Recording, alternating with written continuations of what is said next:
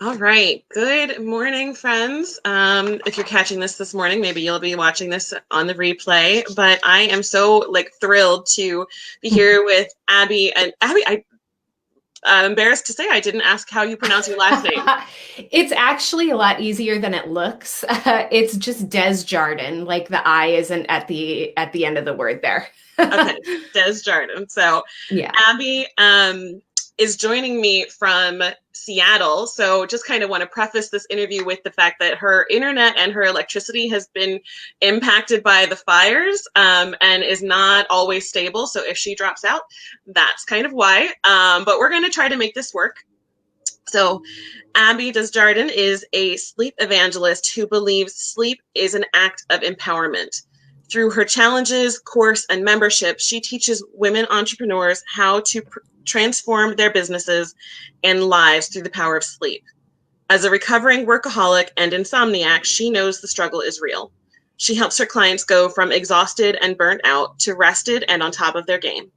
Abby lives in Seattle with her husband, three girls, her rescue dog, Harry Potter, and I love that. And her cat Lola, she's not a showgirl. When she's not preaching about sleep, you can find her kayaking, reading a good book, and driving kids around in the minivan she swore she would never own. I love the bio, all parts of it. So obviously I read your bio, Abby, and I really am looking forward to digging more into how you help women entrepreneurs with their sleep.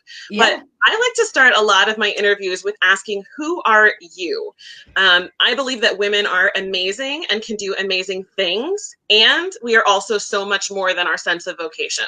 Yeah. Yeah. I couldn't agree with that more. I would say that first and foremost, I am my own person.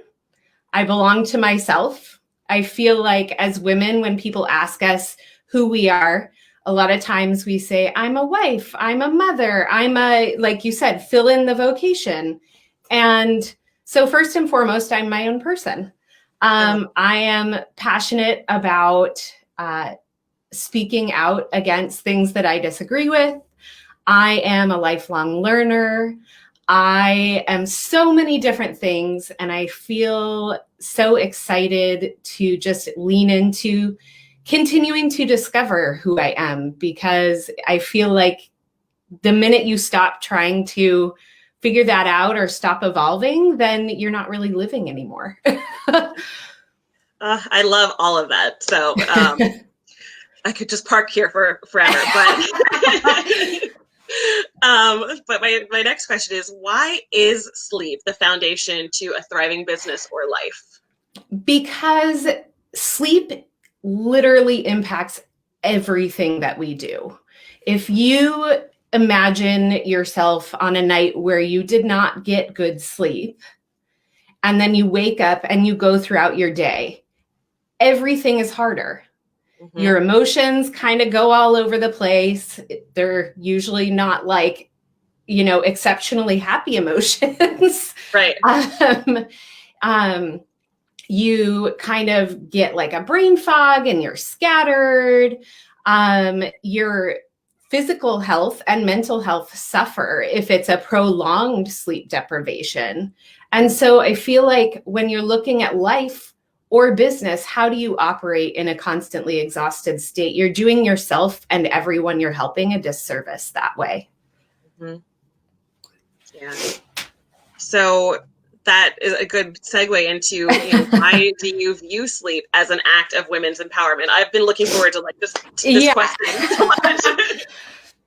So I think, like I said and touched on a little bit ago, I feel like as women, we tend to view ourselves as the things that we do for other people. So we take care of our kids. We have a partner that we are in a relationship with. We do our job. And we are taught that that is where our worth is, in caring for other people and always putting other people first. I think back to my childhood, and my mom was fortunate enough to be a stay-at-home mom, but she still only slept probably on a good night, maybe 4 hours a night, which is crazy. But I, like, so many times I remember waking up at, 2 a.m. and seeing her, at the sewing machine, finishing a costume, or, you name it, she was up doing it. Because during the day she was driving everybody around to their activities, and she was a 4-H leader and a Cub Scout leader, and like all of these things.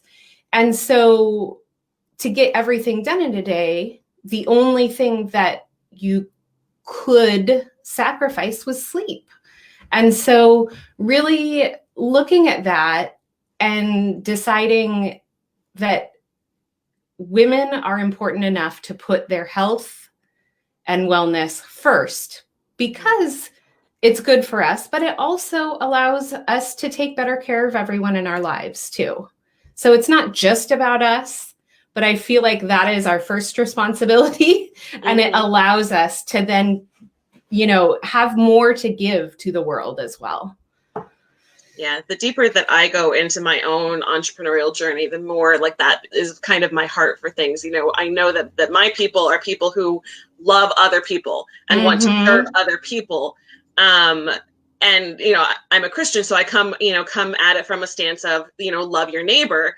But I think that the best way that we can love our neighbor is learning how to do that as we love ourselves. And that kind of comes from that foundation of loving ourselves and taking care of ourselves so that we're better equipped to love the people around us. Exactly. And setting the example for people who maybe haven't thought as much about it, but as we need to start normalizing it so that our kids are seeing it, so that, everyone around us is seeing it, because then that gives them permission to start to explore that as well. Right. Yeah, that's something else that, I'm observing in my own history, my own family history.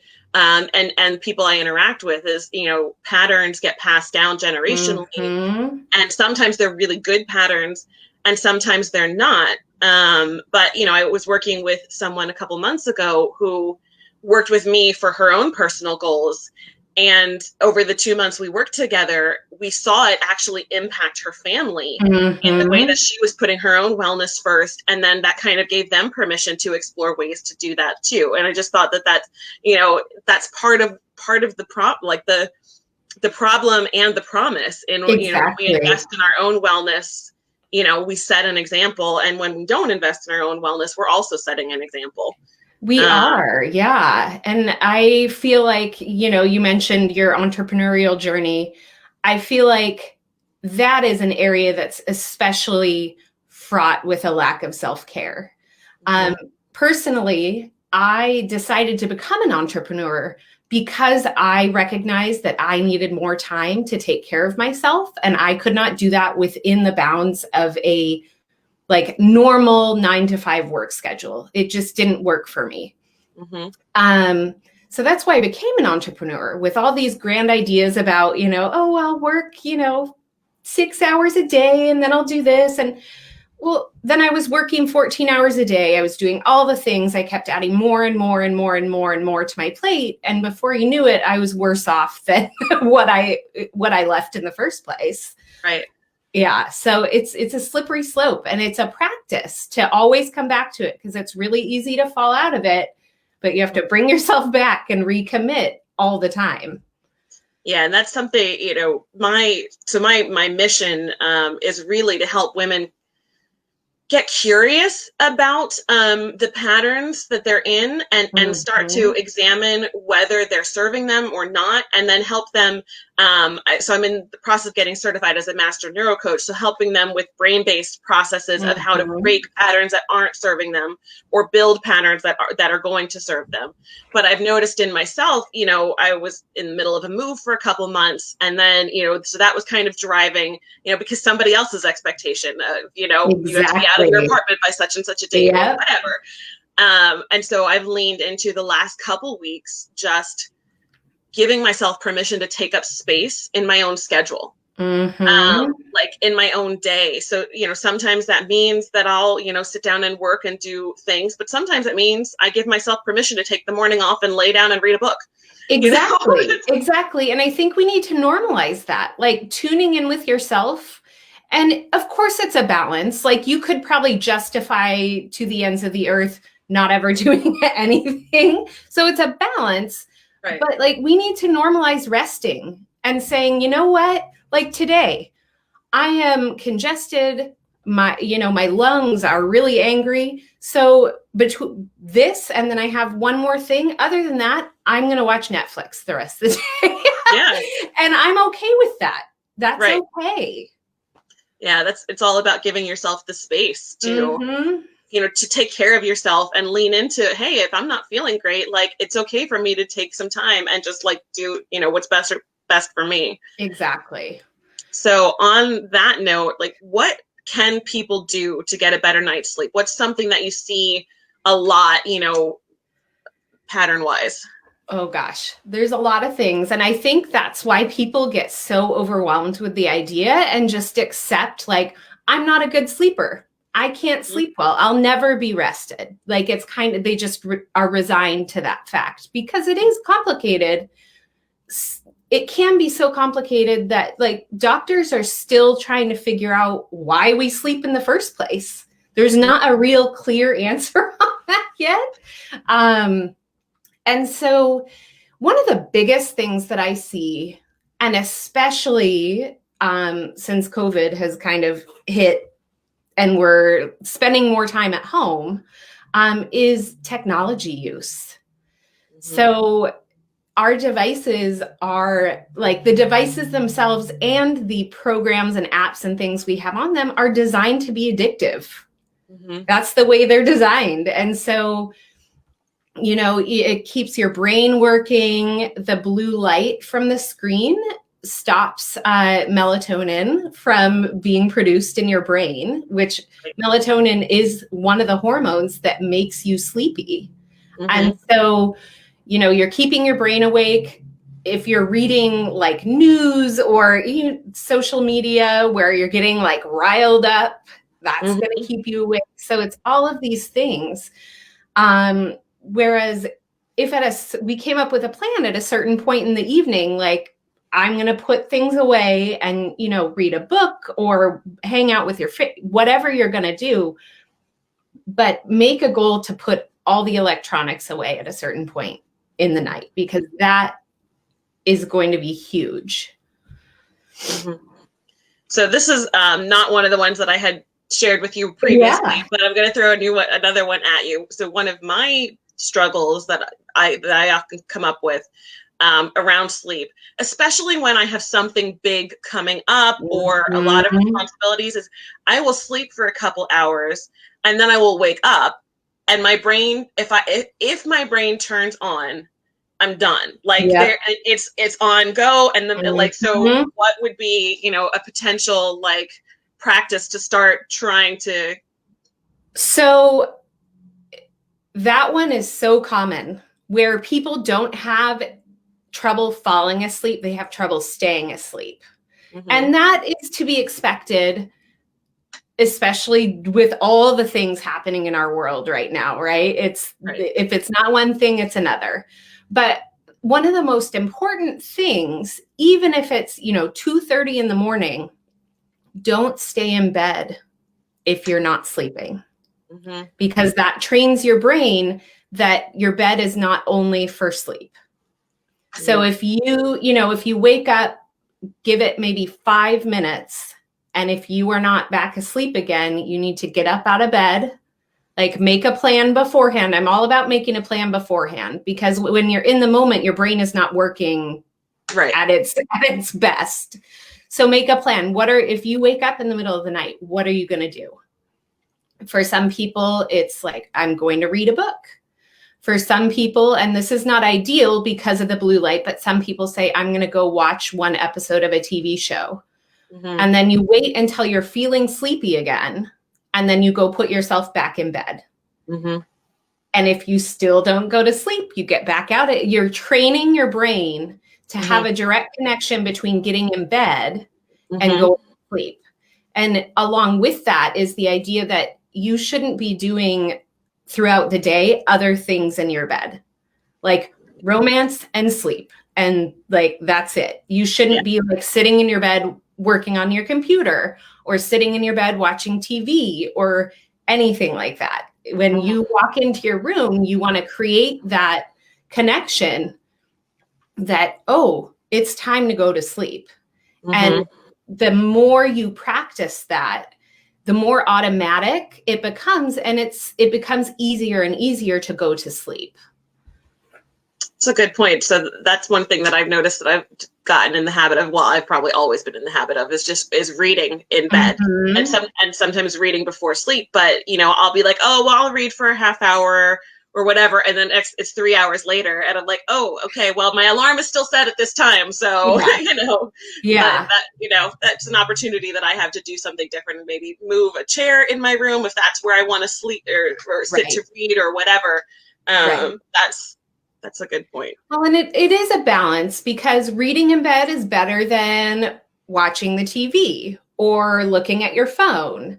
And if you're someone who doesn't have trouble falling asleep in the evening, then reading in bed is probably not like the end of the world. It's one of the better things that you could be doing. But it's just about, if you are really struggling with that, then that might be something to consider. Right. That's a good point. So I love podcasts, and I share them in my stories all the time. And I was so excited that you just launched yours. So tell us about things that keep us up at night. Yeah. So things that keep us up at night was born obviously from my interest in sleep. But, you know, there are all these tips on how to get better sleep and, you know, what to do throughout the day. But I feel like, again, there are so many things involved in sleep, and so many people say, I get into bed at night and I'm just there and I can't shut my eyes, and like I'm just like playing out all of these either things that have happened or things that I worry about that may happen, you know. So we play this whole movie in our head after we get into bed, which keeps us up at night. And so I wanted to have a podcast where, yes, we talk about sleep tips and things you can do to get better sleep, but we're also talking about the issues that keep people up at night. So, you know, hormones, dehydration, politics, parenting, your relationships with significant others, your relationships with your family, you know, all of those things that we are in bed and thinking about at the end of the day. Yeah. Yeah. I've been working with a functional practitioner for a couple years now with some health issues, but one recurring issue that we're working through is my cortisol levels are just perpetually high. And cortisol levels, I have learned, are something that act as a sugar in your body. So that's part of my middle of the night wake up problem too, because my body will allow me to go to sleep. And when it senses, oh, okay, well, you've had just enough, then that cortisol, like sugar, turns on, and it's part of what wakes me up. And it's also a learned response based on some, just things in my history and whatever too. But it's part of what we're working through, and it's interesting to like think about how all the things connect. So. Yeah, it is, and I think you bring up a really important point. There are people that have legitimate medical issues that are causing sleep issues. And so you can make all of the behavioral changes. And if those will likely help a lot because they're things that usually are not harmful, things like stopping caffeine at before lunchtime and moving your body earlier in the day, journaling, taking some mindful pauses, like all of those things, they're not going to hurt you. But if you are someone with underlying medical issues, so for example, someone whose blood sugar crashes in the middle of the night, or you have a legitimate sleep disorder, those are things that the behavioral changes will help, but they are not going to solve the problem. Like you said, it's an integrative process. Well, Abby, I have really enjoyed this, but I'm also mindful of the fact that your internet, your electricity could probably go out, or we've had good luck so far. Yeah. But where can people connect with you if they want to learn more? So on my website at abbydesjardien.com, and you can see the spelling of my name right there on the screen. So it's just my name.com. Also, I spend time on Instagram at abbydesjardien.com, and then Facebook as well at abbydesj because the other is my personal account. Right. And then on the podcast every week, every Wednesday, I release a new podcast. I have some really, really, really exciting guests lined up. I have a person who specializes in hydration, a naturopath and midwife and professor at University of Washington who's going to come talk about grief and the role that grief is playing in our world right now, and in mothering and parenting and all of those things. So just some really exciting people, and that'll be every Wednesday. So that's an easy way to connect. Awesome. I love it. And I can't wait to listen to all of your upcoming episodes. But Abby, I just want to thank you again for making time to be here today. I think that our missions align, and I love that we're just coming at it from different angles. But, I just look forward to continuing to see what you're, putting out in the world, and the way that you're helping people, and also the way you're like leaning into learning more about yourself. I just love that. So thank you so much. Thank you so much for having me on today. All right. Bye, everyone. We'll see you. I will see you next week. Bye. Bye.